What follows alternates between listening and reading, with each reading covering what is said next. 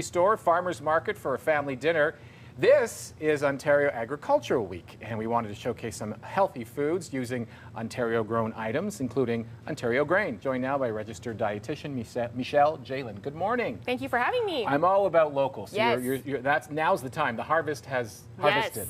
Yes, so right now it's Ontario Agriculture Week, where we celebrate the local, delicious, nutritious food that we grow right here in Ontario. We're talking grain. You were giving me some incredible stats. I didn't realize that, the amount of farmers we had here. So in Ontario, we have 28,000 grain farmers that harvest over 6 million acres of grain.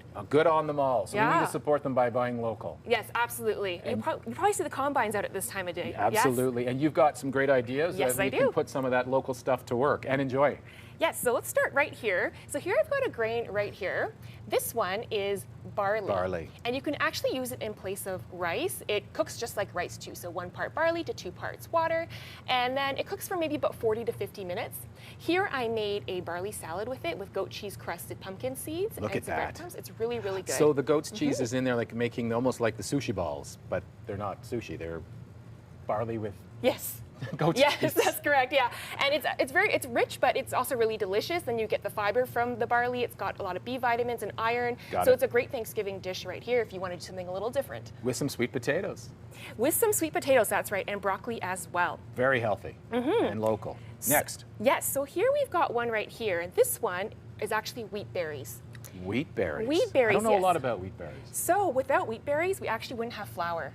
That's the whole grain of flour. Okay. Yeah. This is before. This is the before, yes. So it's just like this. You buy it at any bulk food store, and like all grains, you want to give it a little rinse before you actually go and use it. It cooks the same way as the barley cooks, except the cooking time is about double. If you want to speed it up, what you might want to do is just soak it overnight in water. It cooks like beans in that regard. So you got cranberries, nuts, and that. What did you make? Right here, I did a wheat berry salad right here, and I also just have some different herbs right here that went into it. I have some green onion, I have some celery. The recipe is on your website. And then I'm just gonna make the dressing with just a little bit of oil. Just gonna add that on top. Okay. Okay, and Leslie, I'm gonna have you do the lemon juice. Oh, you kept it simple for me. I just squeeze it on top, and then this is something you can easily make ahead of time. Annette's enjoying this because it's simple for me. Yes, I can squeeze a lemon, aren't I? It's how we're the most.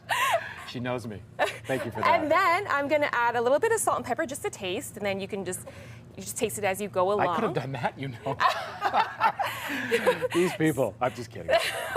So then we're going to serve it, and just goes on the plate like this. Perfect. And then you got the cranberries. It's a nice holiday thing right there too. Yeah, good and healthy, huh? And that lemon, just put it over the top. Yes, yes. And there's more grain recipes at goodandeverygrain.ca. Very nice. So moving on here, we have this one, oats. Yep. Yeah, like I start every day with them. Do you? Yeah. Good for you. Because here's another way to use them, right? And this is actually kind of like a twist on an apple crisp right here. So what you do is, I have the oats. I've also got other things. I got flour. I got some cinnamon on top.